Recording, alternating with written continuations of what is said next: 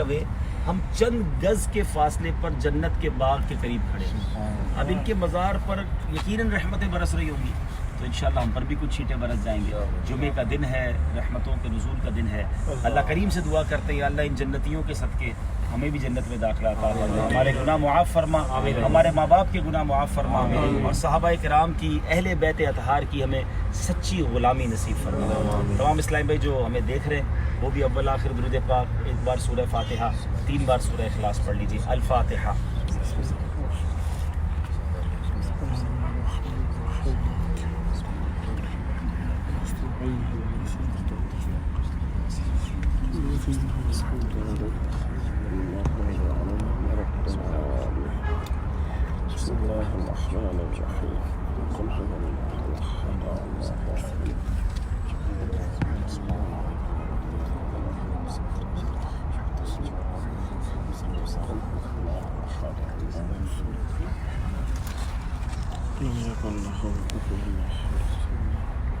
الحمد للہ رب العالمین والصلاة والسلام علی سید الانبیاء والمرسلین. رب کریم سب کا جمع ہونا اپنی بارگاہ میں قبول فرما.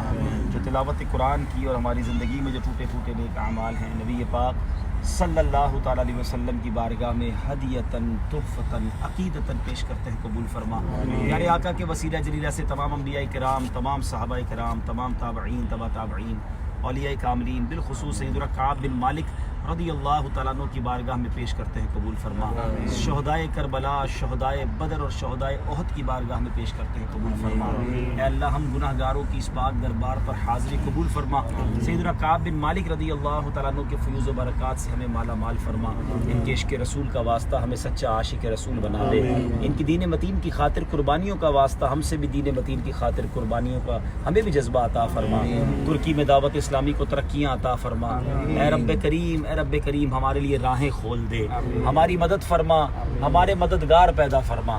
وصلی اللہ تعالی علی خیر خلقہ محمد وآلہ وصحبہ اجمعین برحمتک یا ارحم الراحمین. ان الذین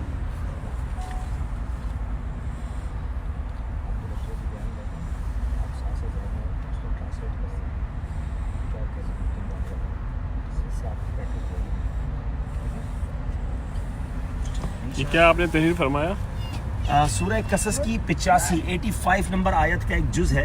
ان الذی فرض علیک القرآن لرادک الی معاد. بزرگان دین فرماتے ہیں اگر کوئی بندہ کہیں یہ لکھ دے اپنے ہاتھ سے تو انشاءاللہ اسے پھر حاضری وہاں نصیب ہو. سبحان اللہ. بس آیت ہے, میں گروپ پہ شیئر بھی کروں.